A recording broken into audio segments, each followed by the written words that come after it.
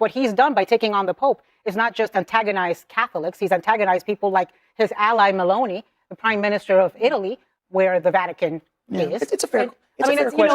It's a fair question. The Reagan, John Paul II, Margaret Thatcher thing was years of cultivation of relationships. But this is a moment. In the morning tweets. But this is a moment. It's irrational what he's doing, and you know it. Well, it's not irrational to stand up to the Iranians. It's irrational to be posting pictures of himself. Is it rational to threaten a genocide of 90 million people? Is that rational, Scott? To threaten a genocide of 90 million people on Easter Sunday? That didn't happen. Scott Jennings has one move. One. You back him into a corner on something genuinely indefensible, and he pivots to the Soviets. Every single time. Iran, the Pope, a sitting president posting AI images of himself as Jesus Christ at 3 a.m, doesn't matter. Jennings finds a way to get back to Reagan, Thatcher, and the fall of communism like a man who memorized one history lesson and has been living off it for 30 years. And it almost worked again last night. Almost. Because here's what Scott needed the panel to do. He needed everyone to stay in the abstract. Keep it theoretical. Just war theory, papal infallibility, the geopolitics of the 1980s. As long as the conversation stays up in the clouds, nobody has to answer the ground-level question, which is this. The President of the United States posted a picture of himself as Jesus Christ on Easter, after threatening, in his own words, that an entire civilization might die that night, and the Vice President, who apparently has opinions about the Pope needing to choose his words carefully, said nothing. Not one word. Ana Navarro didn't let it stay in the clouds. She dragged it back down to earth by the collar. And watching Jennings in that moment, watching him try to logic pretzel his way out of something that has no pretzel shape, was one of the more clarifying things I've seen on cable news in a while. I'm Roman Hayes. This is Hayes for the People, and I'm done being polite about this. Let's look. If you're exhausted by the mental gymnastics, hit subscribe. We call it what it is here. Suddenly, Republicans don't want religion in politics. President Trump's war of words with the Pope is again escalating, but this time it's his allies that are doing the talking. For days, President Trump has criticized the Pope for speaking out against the Iran war, which has received bipartisan backlash. And then, of course, he added fuel to the fire when he posted a picture depicting himself as Jesus. He posted another picture today, but this time he is alongside AI Jesus. The Pope continues to advocate for peace, even doing so again tonight, while Republican officials are lecturing him on all things theology and doctrine.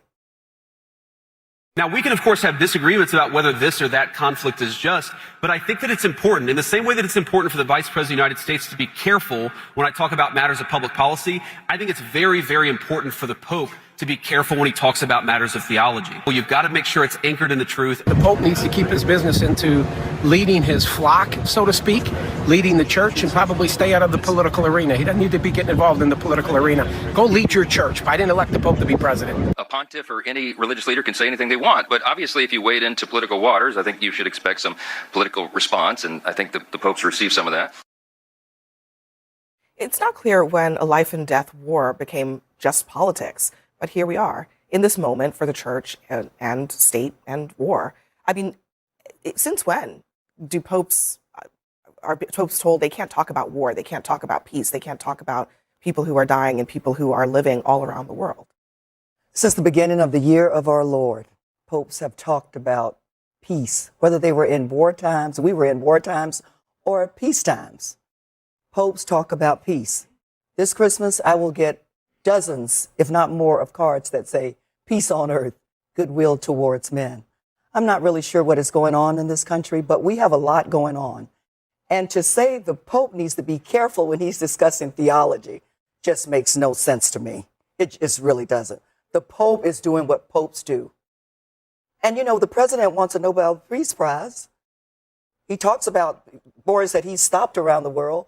Isn't that about peace? So I'm not sure what we're doing. Remember, he doesn't need the Nobel Peace Prize. He already got that prize from FIFA. As a practicing Catholic, I know that the Vatican doesn't operate in our political paradigm. It's in the divine spiritual realm. So when the Pope sounds like the UN spokesperson saying no confrontation, no conflict, only peacekeeping, only diplomacy, that is totally normal. However, we learned this lesson with Pope Francis, who waded into politics probably more than any other Pope before him, at least in terms of our modern politics. You do have to care about precision and exactitude as as the successor to Peter, as someone who is informing the opinions of so many lay Catholics. So when you say, as the Pope, and I say this as a practicing Catholic, that God does not hear the prayers of those who wage war, that is a bit precarious and does risk confusing practicing Catholics, because does that mean the war to fight Hitler in World War II, was that unjustified? Well, the war against the Soviet Union, was that unjustified? I'm just saying that to say that he should be a little bit more precise, that's not like this. Okay, but it's rather rich. It's rather rich for... Before you jump in, Anna, there is actual clarity from the Catholic Church on this, to your point. And the Bishop James Massa, the Doctrine Committee Chair, so this is straight from the Catholic Church, says, a constant tenet of that 1,000-year tradition is a nation can only legitimately take up the sword in self-defense once all peace efforts have failed. That is, to be a just war, it must be a war of defense against another who actively wages war, which is what the Holy Father actually said. Quote, he does not listen to the prayers of those who wage war. So it continues, when Pope Leo speaks as supreme pastor of the Universal Church, he is not merely offering opinions on theology. He is preaching the gospel and exercising his ministry as the vicar of Christ. So he's basically saying, in fewer words, the Pope is teaching the gospel.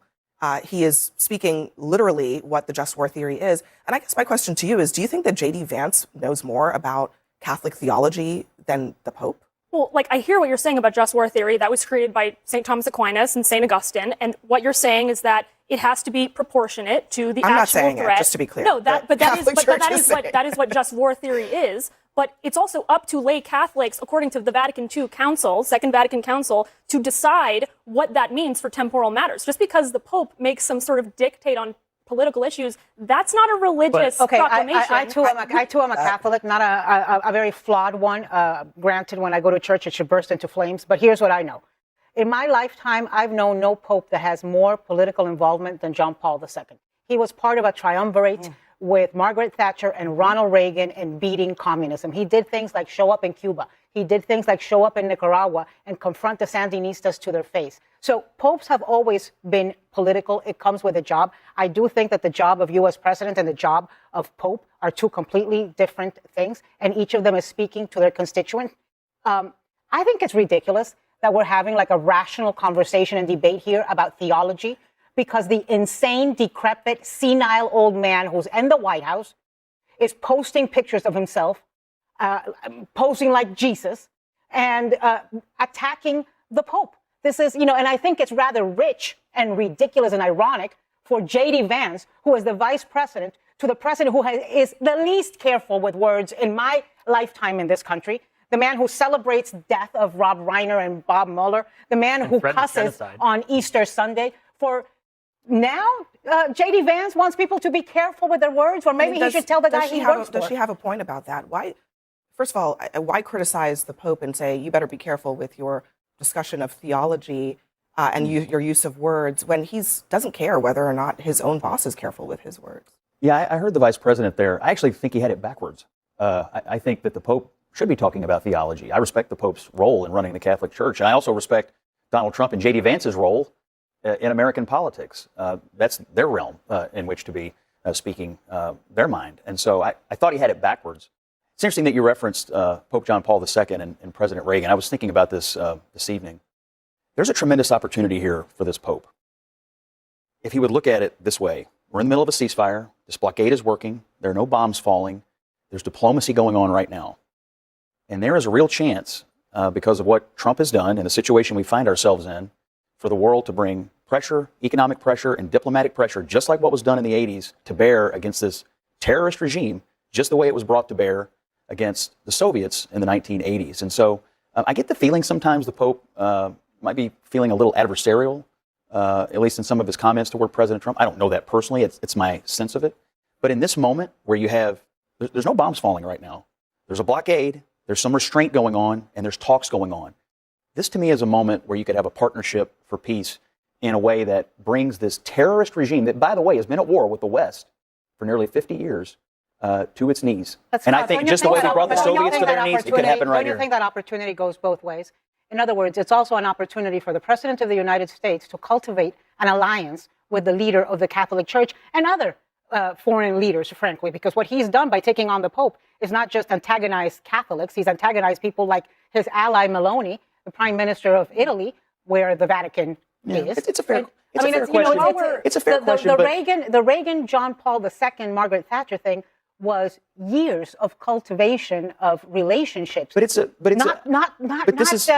moment. In the morning tweets. But this is a moment. It's irrational what he's doing, and you know it. Well, it's not irrational to stand up to the Iranians. It's irrational to be posting. It's not irrational. But we're in a moment. Pictures of Is it himself. rational to threaten a genocide of 90 million people? Is that rational, Scott? To threaten a genocide of 90 million people on Easter Sunday? That didn't happen.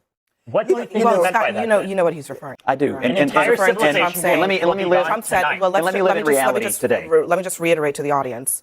The president said in a message that an entire civilization may die tonight. On Easter Sunday.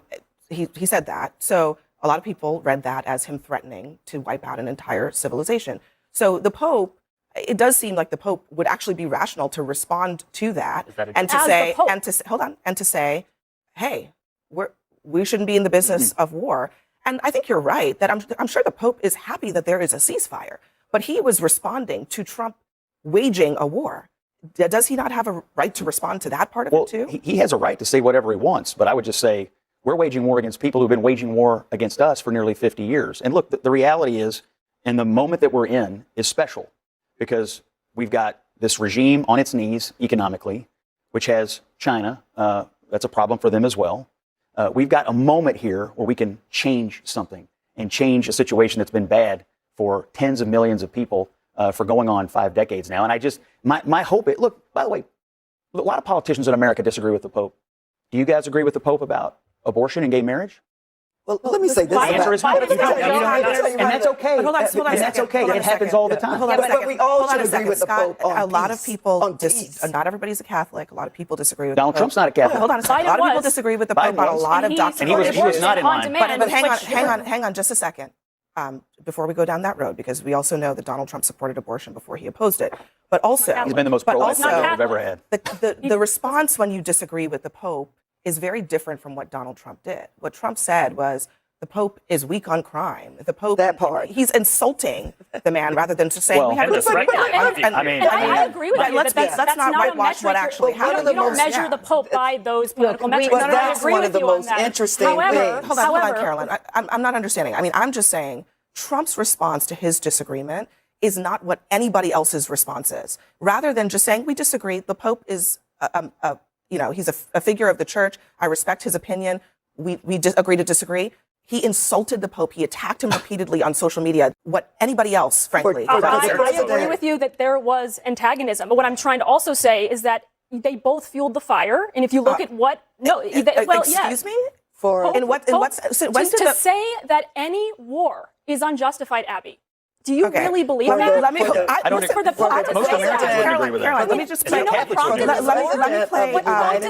Let me tell you what Scott Jennings was actually doing in that segment, because it was more calculated than it looked. The moment Ana Navarro cornered him on the Jesus post, an AI image of the President of the United States depicting himself as the literal Son of God, posted at 3 a.m. on Easter Sunday, the same night he wrote that an entire civilization might die, Jennings didn't defend it. He never defended it directly, not once. What he did instead was immediately widen the frame. Reagan, Thatcher, John Paul II, the Soviets. Suddenly, we're not talking about a Truth Social post anymore. We're talking about a historic geopolitical alliance and a generational opportunity for peace. By the time he finished that pivot, 3 minutes had evaporated, and the Jesus post was somehow ancient history. That is not an accident. That is a man who has been doing this long enough to know that the only way to survive a question you cannot answer is to replace it with a question you can. And it works.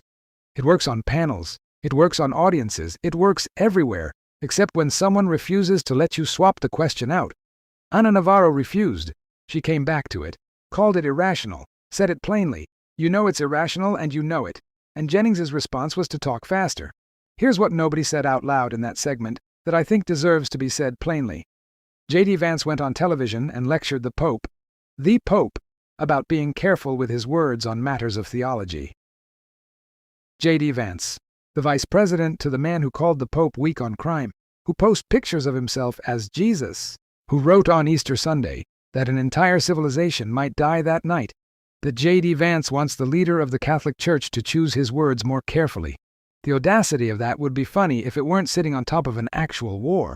And the Catholic theology argument that Jennings and his ally tried to run, the just war theory pivot, the Vatican II Council, the lay Catholics get to decide. Look, I'm not a theologian, but I know how to read a room. When the Doctrine Committee chair of the Catholic Church puts out a statement saying, the Pope is not offering opinions, he is preaching the gospel and exercising his ministry as the vicar of Christ, that's not an ambiguous document. That's the Catholic Church telling you in plain English that the Pope said what he meant and meant what he said. And Jennings sat there and tried to debate Catholic doctrine against the Catholic Church's own Doctrine Committee like a guy who skimmed the Wikipedia page on the way to the studio. Now zoom out for a second, because none of this is really about theology, and everybody in that room knows it. There are defense contractors, weapons manufacturers, and a very specific cluster of foreign policy hawks who have spent decades trying to position a conflict with Iran as not just strategically necessary, but morally ordained, divinely justified even. When the Secretary of Defense prays for overwhelming violence of action, and the President posts himself as Jesus and the Vice President tells the Pope to stay in his lane, that's not just culture war noise. That's the construction of a theological permission structure for an offensive war that, as the Catholic Church pointed out, and as 70% of the American public agrees, did not begin as an act of defense. The framing matters because the framing is the product. If you can make this feel like a crusade instead of a choice, the money flows differently. The accountability disappears differently. History remembers it differently. And here's where it lands for me at ground level. You know how it feels when someone does something obviously wrong, cuts you off in traffic, shorts you on change, says something cruel in a meeting, and then the people around them spend the next 10 minutes explaining why it wasn't actually wrong, and what you need to understand is the context, and have you considered the geopolitical implications of the Soviet Union? And by the end of it, you're somehow the unreasonable one for bringing it up in the first place. That's what Scott Jennings does for a living. That's the job. Take the indefensible thing, bury it in context, widen the frame until the original offense is a small dot in the distance, and then look at the camera like you just said something statesmanlike. Ana Navarro didn't let the dot disappear. She kept pointing at it. And when she said, "Is it rational to threaten a genocide of 90 million people on Easter Sunday?" and Jennings said that didn't happen, that moment right there is the whole game in miniature. The thing happened. We all saw it. It's on the president's own social media account, and the paid defender looked into the camera and said it didn't happen. That's not spin anymore. That's just lying. And the difference between those two things used to matter on television. Tell me in the comments whether you think Jennings actually believes what he's saying, or whether he's just very good at his job. Because I go back and forth on it honestly, and I think the answer changes what we should do about it. Keep your heads up this week. Don't let them make you feel crazy for believing your own eyes.